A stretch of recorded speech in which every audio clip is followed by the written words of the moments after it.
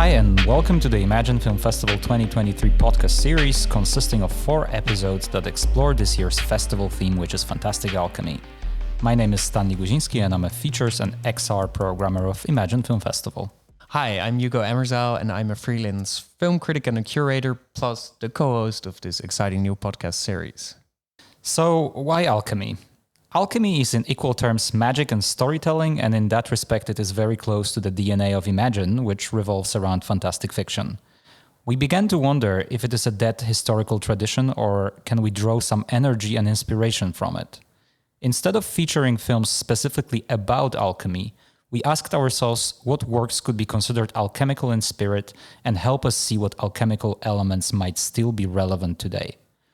We wish to revive the alchemical spirit and invite the audience to look at alchemy not as a historical curiosity but as a source of inspiration for addressing contemporary challenges through the mix of 4 ingredients: technology, narrative, identity, and substance, which will manifest in film screenings, VR works, conversations, workshops, live events, exhibition, and podcasts. Alchemy was an invitation to learn through diverse means: reading, observing, listening, but also touch, play, destruction, and transformation. And as our society struggles against the dangers of populism, grapples with the developments of AI, and comes to terms with the fluidity of identity and gender, we are in desperate need of such powerful interdisciplinary paradigm, which would help us connect our lived experiences with reliable knowledge. And if that sounds a bit eccentric and far-fetched, we have this podcast to make it feel less so. In this episode, we explore the topic of identity. Quite contrary to modern science, where we like to separate the figure of scientist from the science, in alchemy, the finding and the founder were always in perfect sync.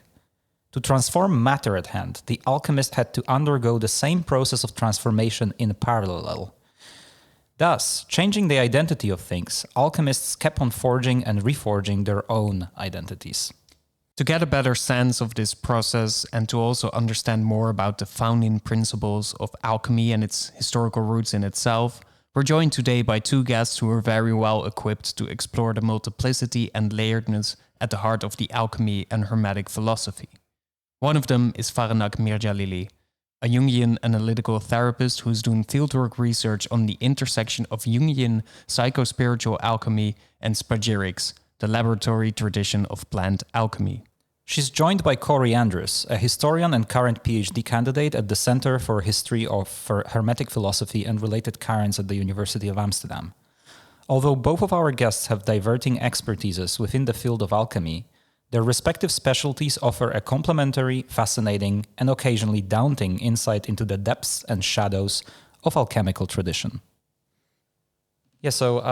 First of all, thank you so much, both of you, Farânak and Corey, for accepting our invitation and joining us on today's podcast, where we're going to be talking about alchemy with this lens of identity inside, but we really want to cover the basics using the opportunity that we have and that presented itself with 2 of you actually coming to the podcast as scholars and practitioners and people knowledgeable on that subject. And I think I would like to start with this kind of like a very maybe down-to-earth and personal question, because for so many of us, I guess the alchemy might seem something so much removed from today's contemporary life. Yet you both chose to get interested in it and actually to dedicate your personal lives to that paradigm. And I'm curious with you, Farânak, if I'm correct, when I studied your bio, you studied law as well before. And Corey, you were also like involved with like military, and you also had, were doing different things in the past. So what at some point in your life got you in that territory of alchemy, and why you took interest in this personally? Let's start with Farânak, maybe. That's a very good question. Thank you for that. My life has been and continues to be a labyrinth. So you think you're going somewhere, but then you sort of end up in different places that are unexpected. Alchemy, I became first familiarized with it with the tradition during my first Jungian training that I had in the Netherlands. And there, you learn alchemy from a very psychological perspective, and you view alchemy through Jung's lens and all the other authors that came after him. And so I perceived alchemy and I related to alchemy from a psychological, spiritual perspective, and could relate it to my own transformation in life as an individual, or how my life continued transforming and changing through this alchemical lens, of which we will talk about later, probably with these different stages. So that was my first introduction to alchemy. How about you, Corey? Yeah, so I had a military career from 2009 to 2014, and talk about identity. That was one I was ready to dispense with, and so I did some traveling and soul searching, you might say, and ended up using my veterans benefits to apply for university education in Boston, where I studied anthropology, and religious studies, and also found a deep interest in personal dream psychology and how to understand my dreams. I was having quite a active dream life at the time, let's say, and I wanted to figure out what was going on, essentially. And I think the most perceptive and persuasive discussion about the psychology of dreams is through a Jungian lens. Now we say Jungian, we refer to the great psychoanalyst Swiss Carl Gustav Jung, who was a student of Freud, the great father of psychoanalysis, but departed from Freud because he was, too sympathetic to mysticism and religious themes, which Freud was basically allergic to, right, Farânak? And so I found that quite a useful lens to study the psychology of my own unconscious. So that inevitably led me to works by Jung like Psychology and Alchemy and Mysterium Conjunctionis, the subtitle of which is an inquiry into the separation of and synthesis of psychic opposites in alchemy. And those tomes will keep you busy for decades, centuries, and yeah.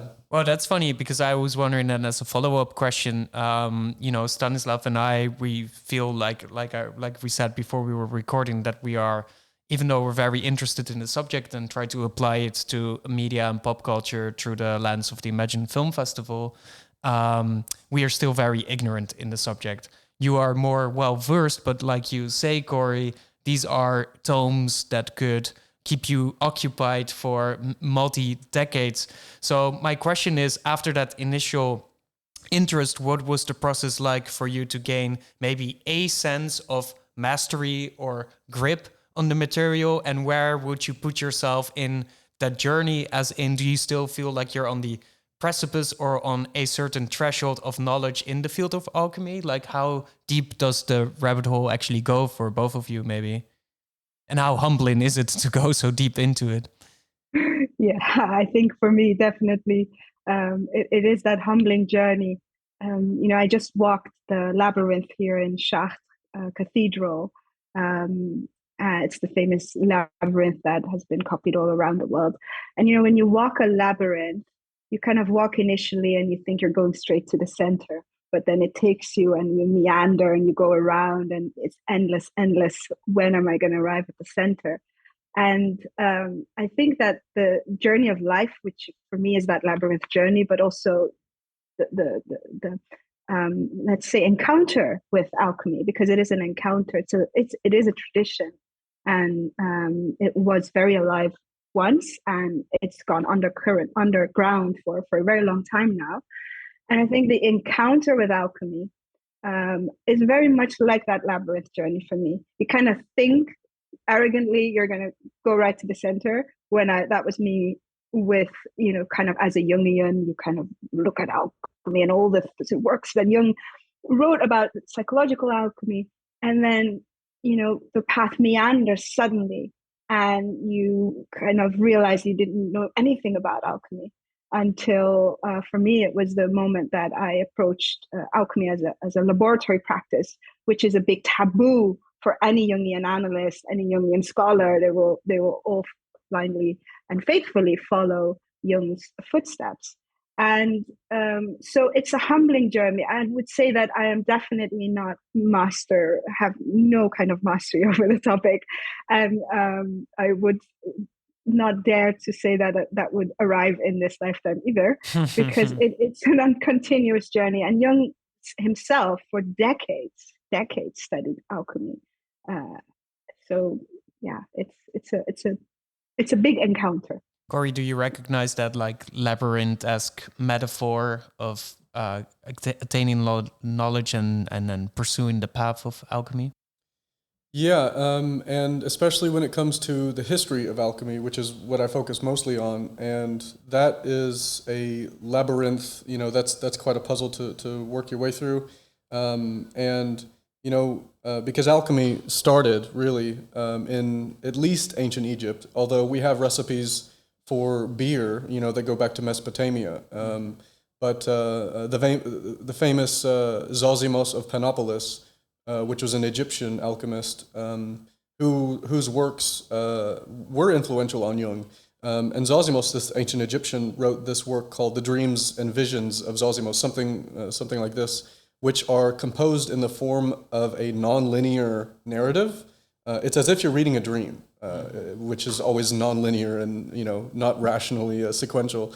And Jung saw something quite powerful in these ancient ideas, these ancient stories of alchemical processes, and Jung saw a certain continuity between the ancient alchemical thought patterns of the ancient Egyptians and of the early Gnostics, which was the first real sect of Christians that departed from the main Christian tradition, and where Jung really became important and interested, even though I'm just a casual reader, Farânak, correct me on any of this.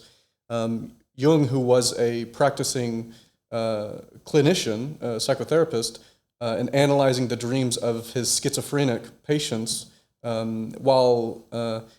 saw in the dreams of schizophrenics parallels and analogs to alchemical symbolism, even though the patients had never encountered alchemical manuscripts or texts before. And so then a new understanding of alchemy comes online where there's some sort of archetypal hereditary basis for the alchemical stages. Now, Jung has been sort of aligned as a misunderstanding of alchemy by current historians. The big names are William Newman and Larry Principe, these Johns Hopkins scholars who say that Jung dispensed with all the chemical, materialistic importance of alchemy and saw it only as a individuation process, only as the human being as the subject of alchemy. And now there are conflicting interpretations of the alchemical tradition, and that's what makes it puzzling and labyrinthine for me, and getting to the bottom of what is alchemy.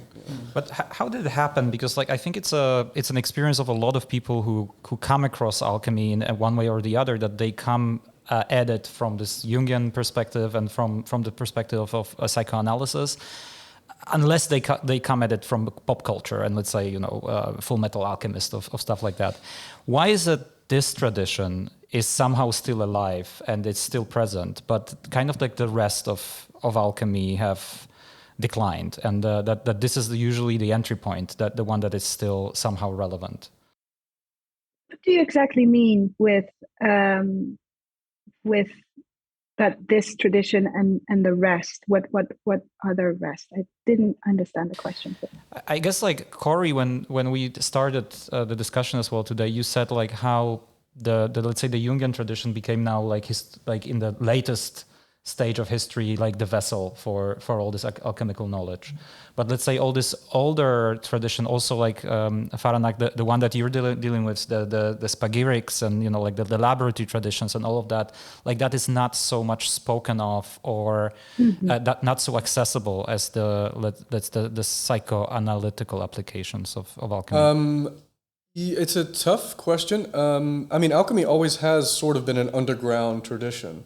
And that still is the case today. And part of the reason, the only thing I can really speculate on that is that in the early modern period, when there is a real explosion of manuscripts and texts being written, many are in manuscript form, and this I have an intimate relationship with because I work for a library here in Amsterdam, the Bibliotheca Philosophica Hermetica, where we have a massive collection of alchemical books and manuscripts, and many of the alchemical treatises from the early modern period, so we're talking 15th to the 17th centuries, are composed in manuscript form by hand. And many reasons for that. Alchemists at the time didn't have the greatest reputations. They were thought to be charlatans trying to make gold, so trying to make counterfeit money. They were, busy underground in deep, dark, dirty, smelly experiments. Many people had psychological, pathological conditions from encountering mercury on a continual basis. You have the Mad Hatter motif from Alice in Wonderland. The Mad Hatter is mad because he's wearing a hat, and hats used to be formed in mercury, and mercury has all kinds of terrible effects if they're absorbed into the skin. And therefore, alchemical manuscripts were trafficked, in the sort of black market, you might say, of manuscript tradition, and also because many of the ideas contained in alchemical texts were dangerous experiments. Many people died throughout the course of alchemical experimentation. So it was necessary to keep this, knowledge sort of away from the profane, or to keep it sort of only for the initiated, for many reasons. So, but could you say then that, like, Jung, in a certain way, well, sanitizing is not the correct word, but maybe cleaned the blemished reputation of alchemy a little bit, and that is maybe a reason why it has maybe a more, let's say, mainstream impact vis-a-vis the more underground obscurity of prior alchemy? I think what Jung did is he made alchemy relevant to the modern man. He made it relevant to everyone, and not only the initiate in the laboratory or kind of the traditional way of practicing alchemy as an art and a science. So in that way, he did something, I think, very important to show that this alchemical process is an archetypal, universal process that, as it happens in the lab with matter, it also happens in the psyche, in the psycho-spiritual body of the practitioner. And that is basically what we can all undergo. We can all experience that, and we can recognize ourselves in this kind of ancient alchemical stream. But what I think he sanitized was the relationship to matter and the consciousness of matter, which the ancient traditional alchemists really worked with. They worked with the science of matter in a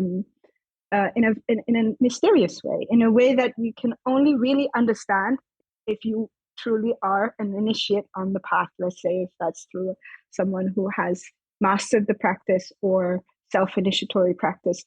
But that part, that stripping of the relevance of matter and the agency of consciousness that matter has, I think that is a misunderstanding that Jung helped bring forth. And I hope that through my research, I can open just a tiny bit of that door so that more research can be done to actually bridge these worlds together. I'll share one quote from Marie-Louise von Franz, who was Jung's closest, let's say, student or disciple, as you wish. And I think this summarizes it very well, how Jung saw and let's say redeemed alchemy, quote unquote. So here she writes in her book, Christian Myths, alchemy in this sense really is a religious undercurrent of Christianity and approaches the Eastern viewpoint, where they knew long ago that the resurrection was an inner factor, an inner experience, and that the production of the diamond body or the immortal body is operated, made, or produced by transformation of one's own psyche.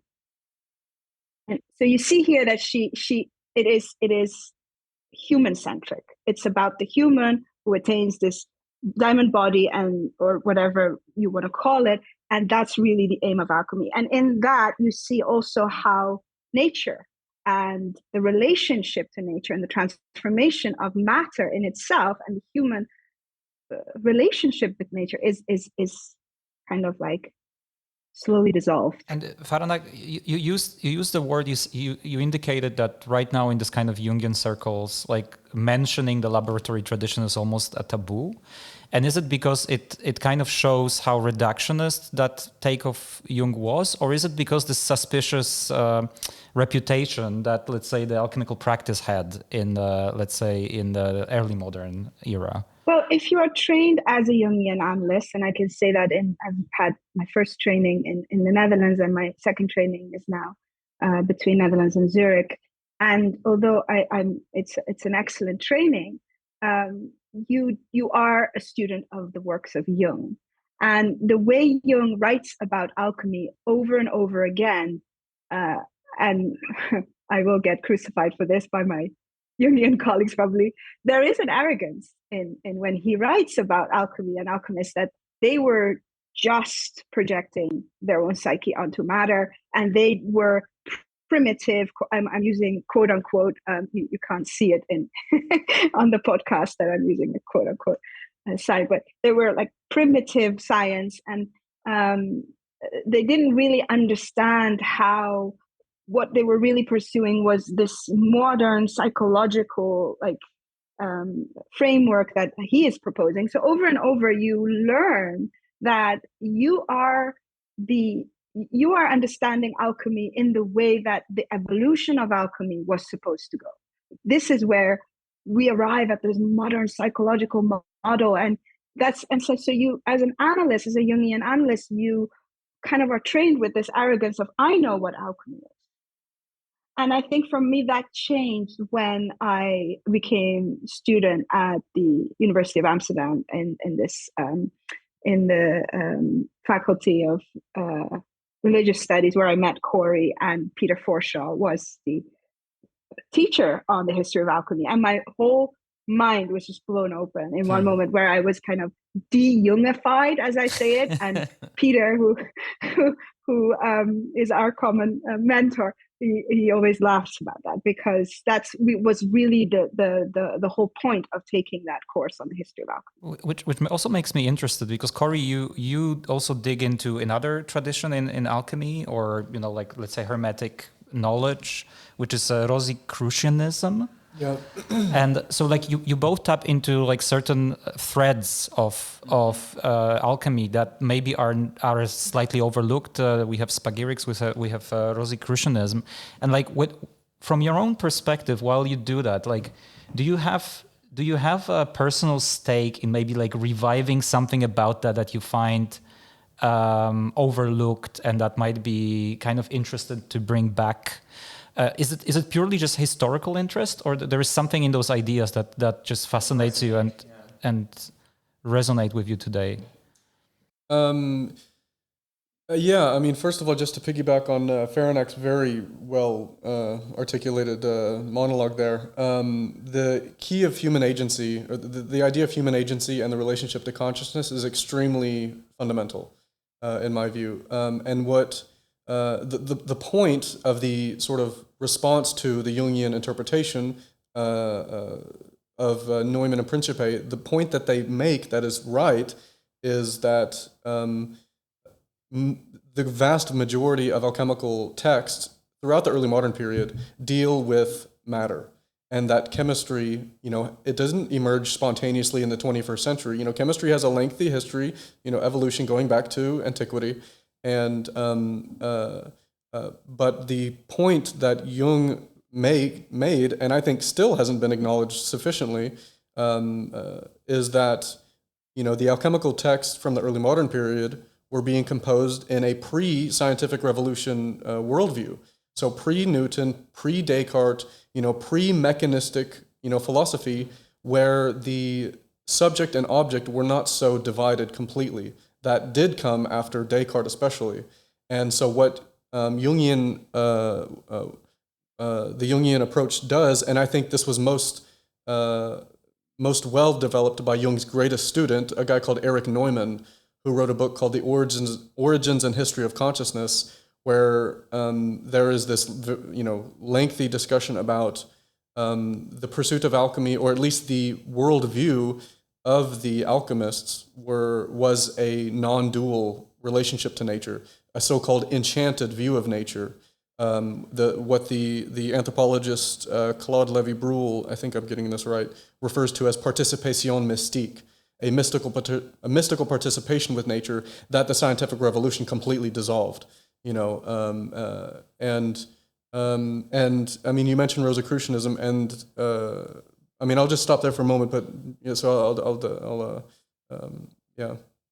Fair Yeah, enough, this is a really interesting point that we can unpack a little further.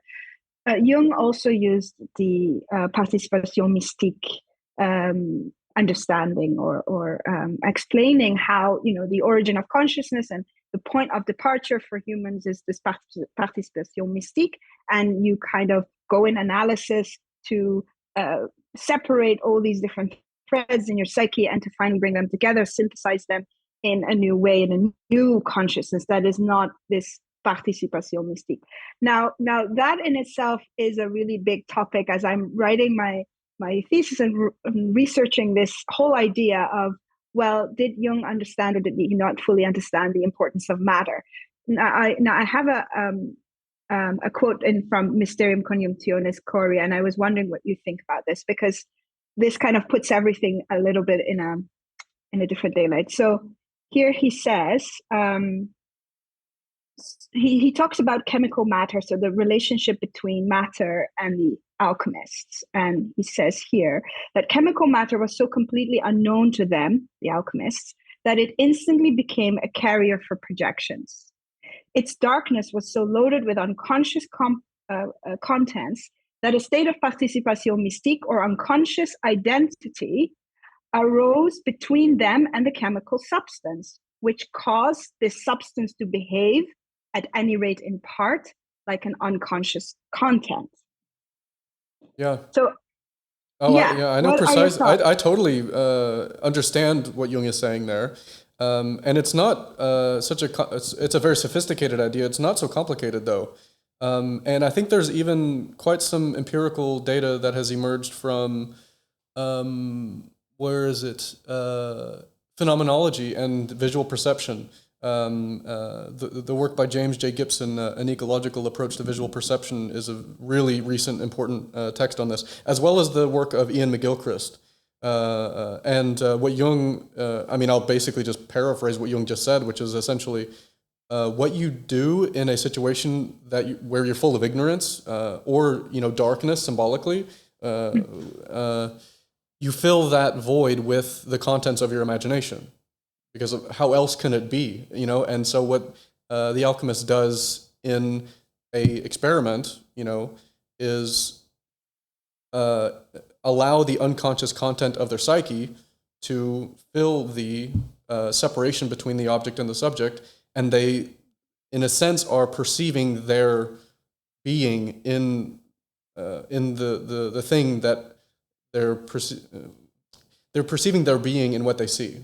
In a way, and that's what Jung is saying there. I mean, have I got that right, Farânak? What do you think of that? Yeah, I think so too. But there's something about the enchantment, so that he kind of, the view of the enchantment and this primal relationship to nature, let's say, that was there, not at his time. I mean, it has been lost for a very long time, as you said, is sort of perceived as this state of darkness.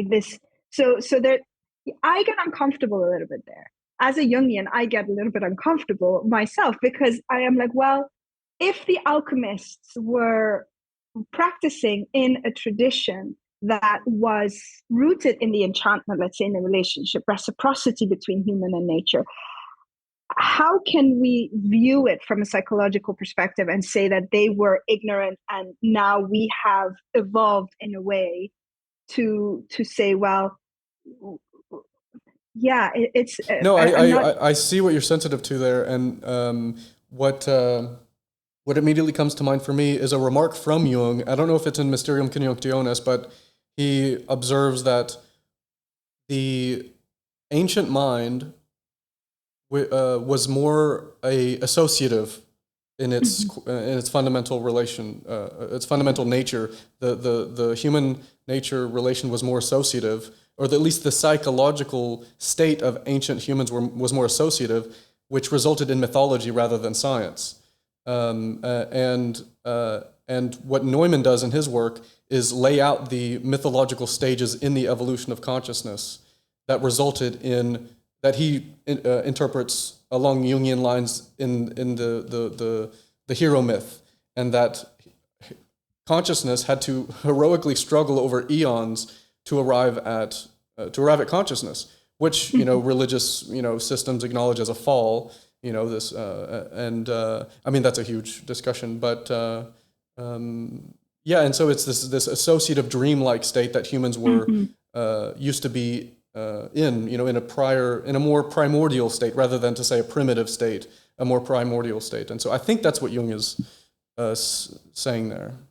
I think if I can interject and make like a very broad question to add to the pile of questions that could be the thesis of a book or a PhD project, what I'm getting from your maybe sparring back and forth is a thing that Stan and I have been kind of exploring in this podcast series, is maybe also the way that the ideas and notions of alchemy at this point can very clearly occasionally intersect with some of the principal ideas of art as an act of transformation, but also as an act of maybe going back to maybe a more associative consciousness, maybe a more direct way of also associating things to project them into the darkness. Just to latch on to a couple of observations that you are making, and this is, forgive me for the incredibly broad question, but the only way that I can basically posit it is like, how do you both see maybe that relationship, and do you think that maybe the function of art also maybe in the times that alchemy has gone a bit more underground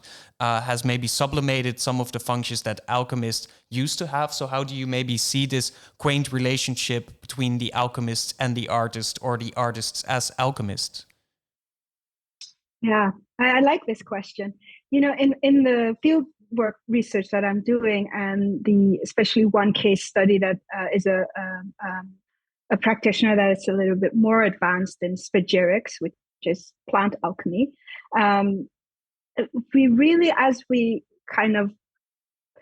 I watched her unravel and open this ancient door to the tradition and see her psyche transform, which is an incredible honor to be able to witness that as a researcher, as a psychoanalyst, as a person.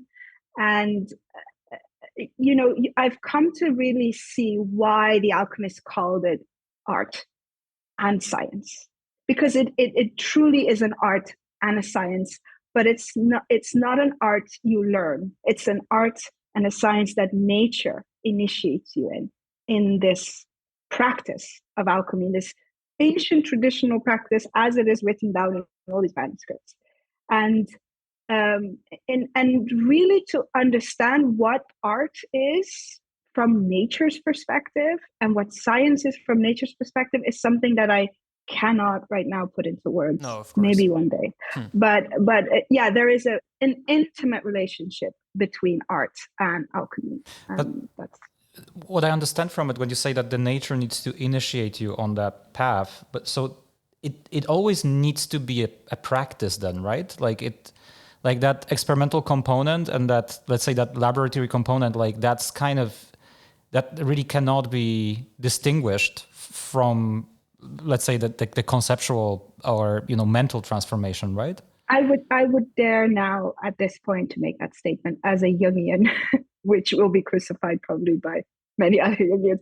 But it's been, having experienced it now with the specific casework that I'm studying, but also then as a researcher practicing it myself and being initiated into it and seeing the full scope that is there, that you miss out on if you only work with this mental psycho-spiritual aspect of alchemy, which is still all true. Everything Jung said in that way is still valid, but there is this whole other undercurrent, which you totally miss out on if there is not that laboratory practice and this initiation by nature.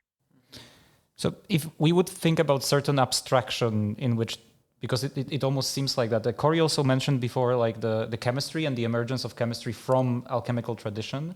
And I mean, of course, it's a very ignorant question, I guess, to ask. But if I think about it from, ignorant perspective, would that be that, let's say, chemistry is the alchemy without that spiritual aspect, without the idea of transforming self in the process, and then psychoanalysis is the only that aspect of transformation of self without the experimental and scientific? Yeah, to put it in a nice turn of phrase that didn't originate with me, I can't remember where I found it, was that what chemistry is and what it investigates what is. It investigates matter, and what spiritual alchemy, psychological alchemy, what that is concerned with is with what matters.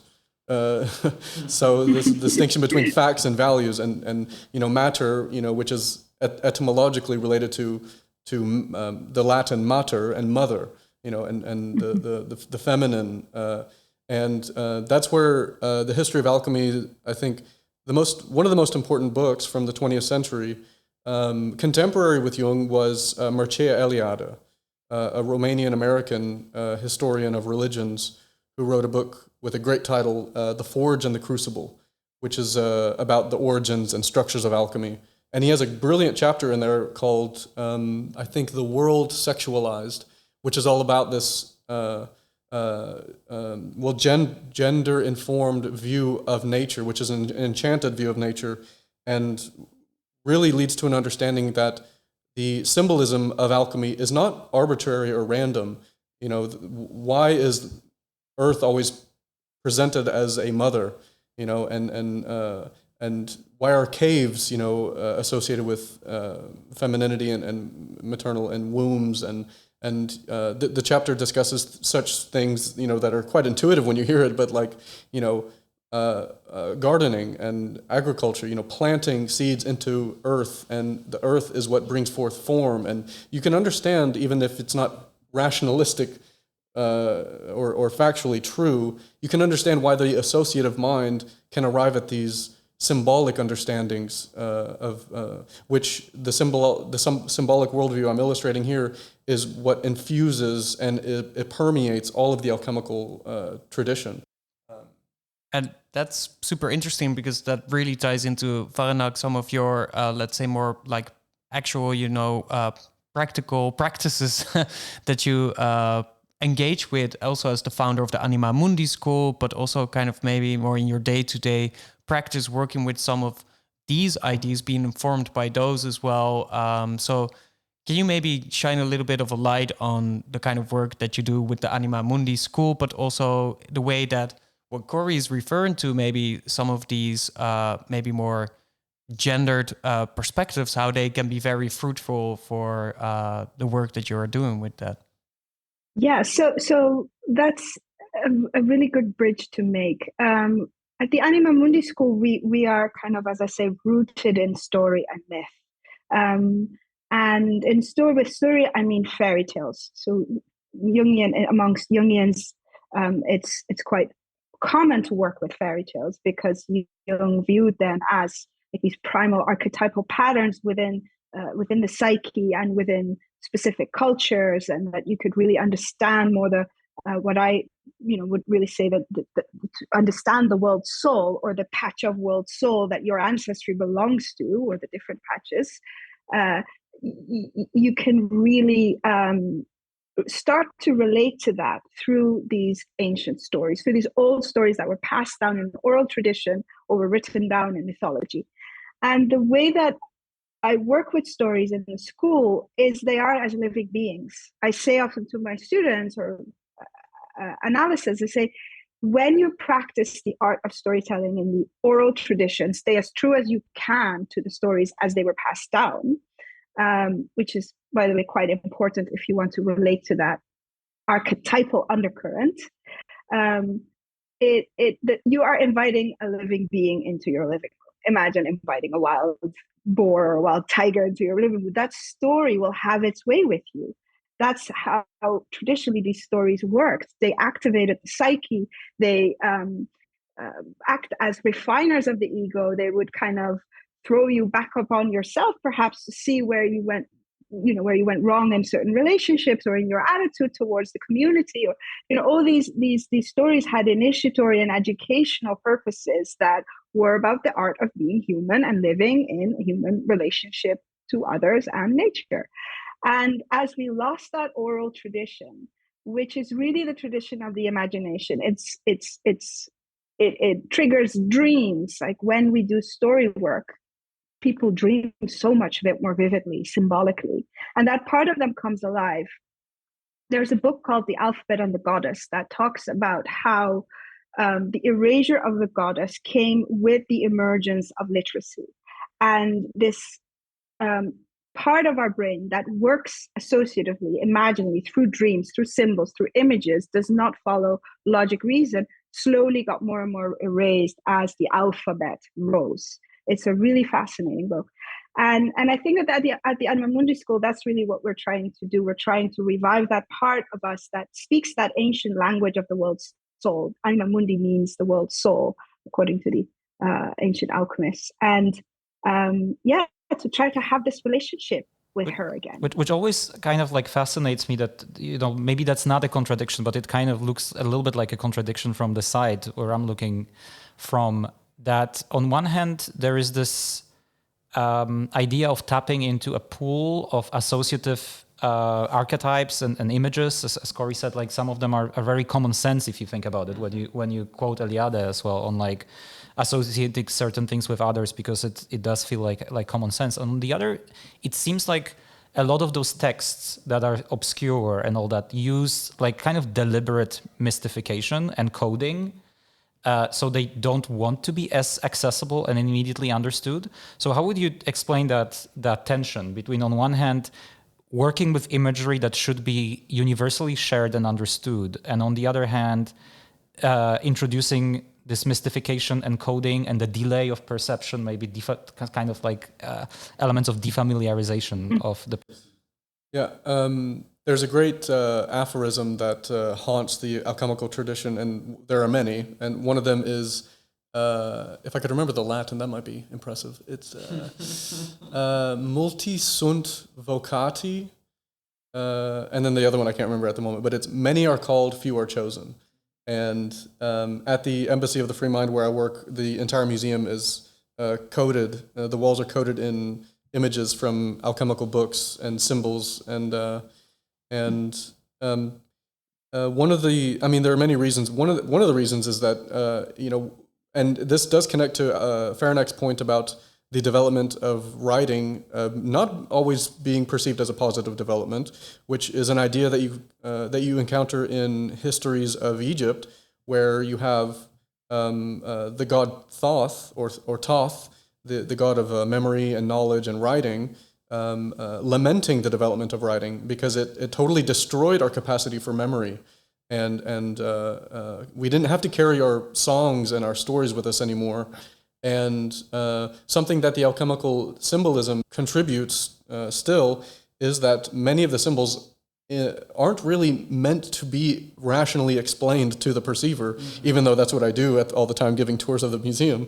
All the significance and relevance and value is contained in the image, and that is immediately meant to be perceived by the perceiver. And another really great, real sexy story about this history of secrecy in relation to the alchemical tradition is the 19th century Marianne Atwood, who even before Jung... I see you have a book of her here as well. She could be called the mother of modern alchemy, I would say. And she, with her father, composed a work called A Suggestive Inquiry to the Hermetic Mystery. Her father was working on a poem about the same content simultaneously, and she published the book, which is a very thick one. I have it sitting here. It's about 600 pages. And there's two things I'll share. First is a sentence that she begins the preface to the book with, which is about alchemy. And it says, "From remote antiquity and through successive intervals in the higher spheres of mind, the tradition of an art has circulated, but so dark and enigmatical as to evade vulgar apprehension entirely and baffle the most acute." That's like a Before- resolute answer Yeah. to Stan's question. Whenever Marianne Atwood's father learned about the content of the book that she had published, he immediately took his daughter to the printer, bought every single copy of that book, and burnt them because he was afraid that she had revealed too much about the Hermetic art and the secrets of alchemy. Now, fortunately, copies of that work were preserved, which we have at the Embassy of the Free Mind, so people could come and look. And that's one great rabbit hole I would recommend jumping down, is a suggestive inquiry into the Hermetic mystery by Marianne Atwood. I have a much more grounded and practical question that relates to your invitation to our listeners to come visit the Embassy of the Free Mind, because there's maybe something specific about Amsterdam, and Imagine Film Festival is a festival that takes place in Amsterdam as well. But both having the Center for the History of Hermetic Philosophy and Related Currents at the UvA, at the University of Amsterdam, but then also having this Bibliotheca Philosophica Hermetica at the Embassy.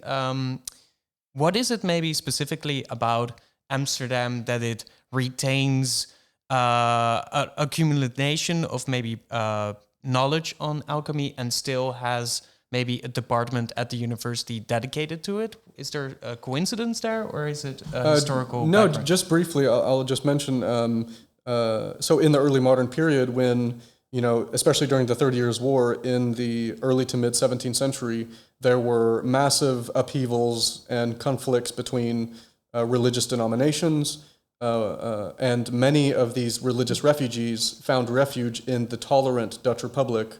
So, for example, the Portuguese Jewish community came here, the Huguenots, the Quakers, the Anabaptists, and many individuals who were not tolerated in their home countries could come to the Dutch Republic. They could come to Amsterdam to practice their religion and to print their books. Leiden especially had the best printing presses in Europe.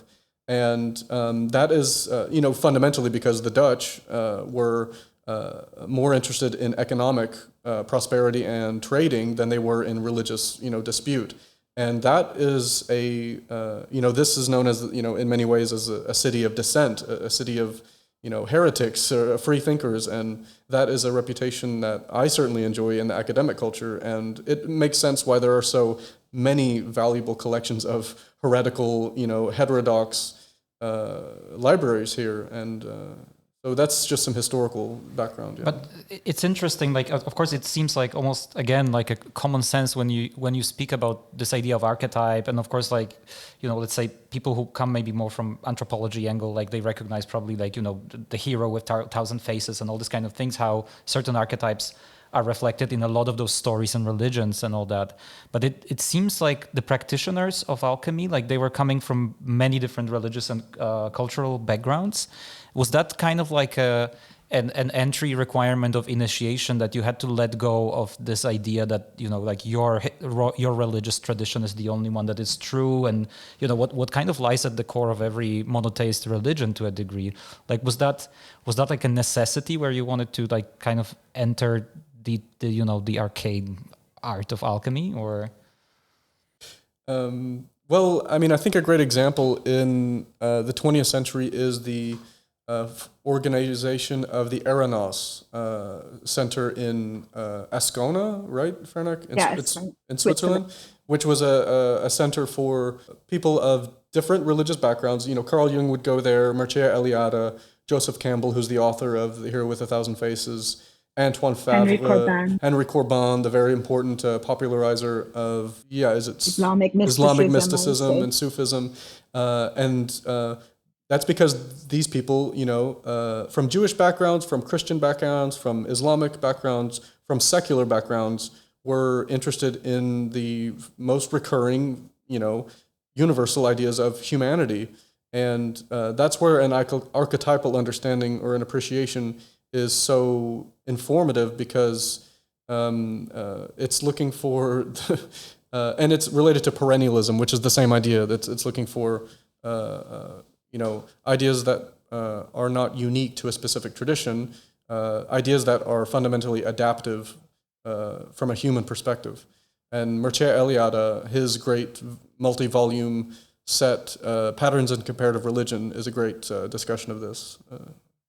I don't know if I'm going to answer your question, Stanislav, but I'm thinking as I'm listening and listening to Corey and to your previous question, after the Enlightenment, our capacity for imagination, our symbolic relationship with the symbolic, basically started to vanish. And although we have this, great film and pop culture and everything that, there is a lot of story in our lives. We are not deprived of story, but there is a primal relationship to the world soul. Let's say this ancient relationship where you learn to listen, not to your mind and to your fantasies, but to a really deep voice that comes from that intuitive function, as you would say.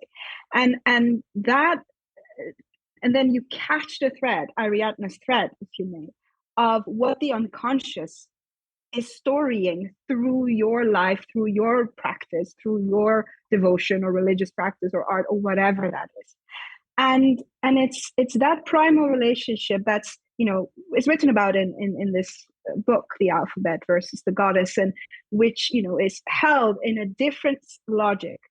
I wouldn't, Jung calls it logos versus eros, which I think is correct, but there is a logos to eros. There is an understanding of that primal relationship that we cannot fathom with our left brain. You have to develop your right brain, which is really what Jungian analysis was meant for, is that you develop that part of you that doesn't understand things logically. And then when you read these texts, they're not enigmatic as such, because another part of you activates and catches the thread. And that's a different kind of brain. That's a different kind of intelligence that we lost. And when you really go into the alchemical tradition, once the alchemists, like for example, in my case study, as she was going through all these stages, all these experiences in alchemy, and then she would read these texts, suddenly she would understand what before was totally like cryptic and enigmatic and confusing, and then it hit her. And I've tried in the interviews to really get her to articulate. It's very difficult to try to articulate because we are used to articulate things with our left brain hemisphere. Is there any specific type of training that you underwent to be able to read those texts? Because whenever we think about university training and the training of reading, critical reading, it's always the critical reading. So you're being taught like critical theory and all these concepts through which you can crack those texts open. But what you're describing here, Farânak, is actually kind of different type of sensitivity that you have to develop in order to be receptive to those ideas. Like, how would you describe that process? How did it go for you? Where I'm doing a PhD at the University of Amsterdam, which is in the field of the history of Hermetic philosophy, there are many discussions in the literature about how to approach early modern mysticism. Like, how do we make sense of a lot of this symbolism and discourse? And one of the most common points that's made about this that I've encountered is a core concepts, you might say, enchanted view of nature. So this subject-object dissolution that we experience in our unconscious life and under the influence of psychedelics. The correspondence worldview. So this idea of a correspondence between heaven and earth, or different realms or different stratifications of reality. And so, and in alchemy, for example, today's Friday, which is all about Venus, and it's associated with the associated metal of Venus, which is copper. Saturday, of course, that's Saturn, and Saturn is connected to lead. Sunday, that's gold. And so there's this understanding that everything you see, every signifier, has a whole web of associations entangled with it, and so nothing is void of other meanings. if you see a rose, that's immediately connected to Venus and to love and to a certain day of the week and to a certain god and all this. And so it's referred to as an enchanted view of nature that works according to correspondences. It's a big discussion, what exactly were these people talking about? How much can we really understand 700-year-old texts? But for those, you need language abilities, you need real deep cultural humanities education and so forth. But there's a lot to say about it. I'm just wondering, from again a personal perspective, and maybe also to kind of round up the thing, because you described this deep well of knowledge, and Farânak, I think you very aptly also described maybe a thing that was lost, that people maybe in the past or people that were so deeply involved with this more alchemic view of the world retained. But how do you relate it to your own enjoyment, you could say, of art and pop culture and stuff right now? Do you find that many of the cultural texts that are produced right now are lacking because you are so aware of this deep well of knowledge that you're also familiarizing yourself with and explore more thoroughly? Or do those things actually complement your research in a very interesting way? Basically just, do you miss the substance that you're seeking in your maybe academic pursuit of knowledge in the pop cultural products and arts that are produced right now? Or do they maybe accompany and supplement each other?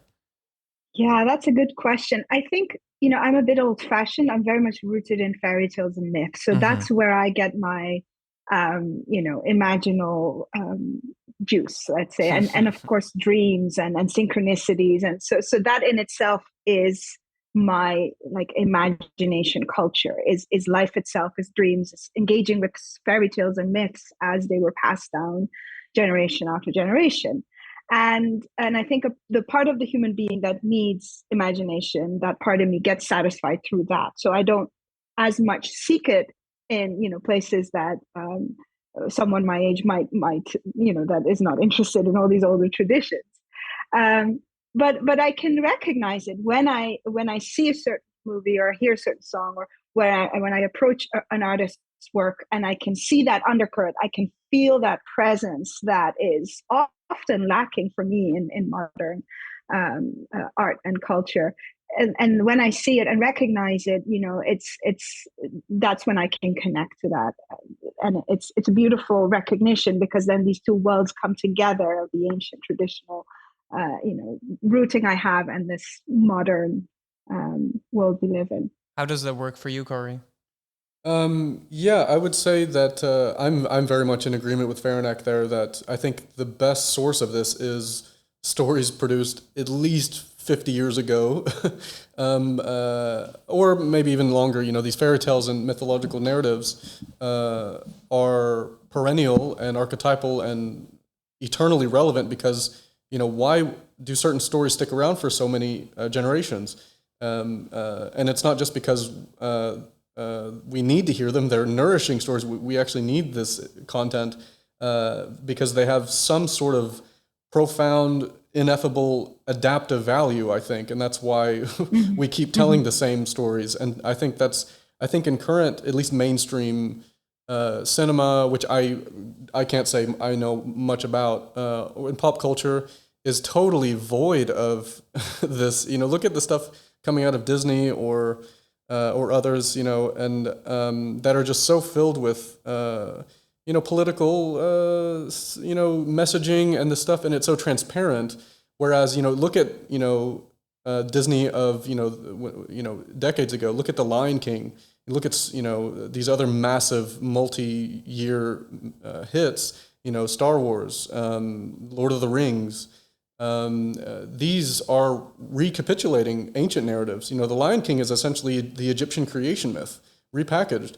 Lord of the Rings, that is English mythological history, and I think these are narratives that are deeply fit into the structures of our hereditary psyche, and we need to hear them, and because they give us guidance. Joseph Campbell said that myths essentially tell you where you're at, and Jung, thought that we were all living in a myth, and that it's important to understand and appreciate that, because then you have some sort of, I think it's important when it comes to personal identity and where you fit in and where are you going and are you valuing the right things. And I think that works of art and literature and cinema that transmit the alchemical message appropriately are great sources for that kind of wisdom. And I have to advocate for Disney here, because I think that I was recently having a discussion with a friend that I think that Disney is starting to make up for a lot of, especially towards the individuation of the feminine principle. It was always the princess waiting to be saved by the hero or prince, and the maiden in distress, let's say. And that was the narrative that they sold, from, let's say, the Barbie period, the 50s onwards. And then now they're really making up for it, I think with the crown of that work being Maleficent, where the journey of the feminine and the individuation journey is rooted in the feminine principle with the goddess, with that, ultimate feminine principle. And, she has to go through this arduous journey and what is called through the transformation through the dark goddess, which I think Angelina Jolie really well represents in that movie, to come into right relationship to her and then the prince. So I think Disney is doing quite a lot of good work, as that's the only thing I would disagree on with Corey, is that I think they're making up for the damage they did to the feminine principle. Which also, this was the question that I was just itching to ask for a long time. So I know we're slowly approaching the end, but because I understand how the feminine is also present in those archetypes, but is there any feminine or her story of alchemy as well, an alternative thread, which is where you can trace also female alchemists through history? Yes. Okay, so this is another big door which we don't have time to answer. But the feminine principle within alchemy is central. So the alchemists were said to follow Sophia's footsteps, Sophia being the Gnostic goddess, present in all of nature, the light within matter.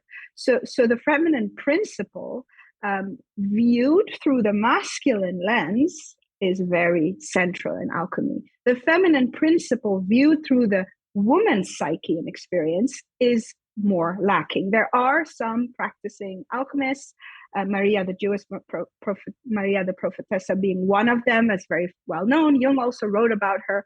But essentially, alchemy, in my understanding, is a male-centric tradition because it was written and experienced by men who tried to work with this principle within nature. Now, I think we need the understanding of women, modern practitioners, in relationship to scholarly research of old female practitioners of alchemy, to really understand, is there a difference between how a man perceives nature and works with her art and science, and between how a male practitioner does it and a female practitioner does it, or a person that identifies or has the body of a woman, which functions differently than the body of a man. So that is how I would frame it. There is one great book coming up, and it's called, I think it's coming out the end of this year, which is called, I think, the feminine and the feminine in the alchemical tradition. Now I have to look it up, and if I don't get the title correctly, we can put it in the show notes of the episode. Yes. So don't worry about that. And I think maybe that leads us to the final question, both to Farânak and Corey. Where can our listeners read or find more of your work that you're maybe interested in? Maybe you can plug it here, besides us putting it in the show notes as well. Maybe we could start with you, Farânak.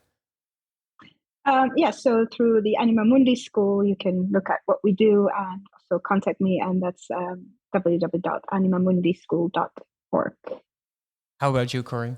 Just on that last point, a book that I would greatly recommend if you want to read about the feminine in relation to alchemy and mythology, The Great Mother by Erich Neumann, which is an analysis of the feminine archetype, and a brilliant, underappreciated work. I don't have a lot to promote. I work at the Embassy of the Free Mind. If anybody would like to come down for a coffee, to chat, come for a tour, look at some old books and some symbols. But thanks for the invitation very much. And Farânak, it was a pleasure to hear from you and to speak with you. Likewise, Corey. Really great conversation to continue. Yeah, we could have gone on for another 2 hours, I think. I feel like we could, and as they would say in academic circles, that would be beyond the scope of this podcast episode. Thank you so much for this fantastic conversation. Thank you so much for joining us and shedding some lights on a subject matter that I think interests all of us, but some have less knowledge of than you. So thank you very much for your insight and your generosity. And we do hope that at Imagine we will be able to show some films and works of fantastic fiction that maybe will live up to the expectations of the alchemically inclined minds this year. I hope so too. Thank you for joining us. Thank you so much. It's a pleasure. Bye-bye. This was an episode of the Imagine Film Festival podcast exploring the theme of fantastic alchemy, hosted by us, Stanisław Liguziński and Hugo Emerzal. This podcast series is produced by Ines de Co and edited by Tom Ooms. If you're listening to this before our upcoming festival edition, we invite you to come join us at Imagine Film Festival taking place in Lab 111 and Filmhallen from the 25th of October to the 4th of November 2023. Check our website at imaginefilmfestival.nl for the complete festival program or follow Imagine Film Festival on Instagram, Facebook and TikTok. Thank you for listening and make sure you tune in to the remaining episodes of the podcast. Bye-bye. Bye.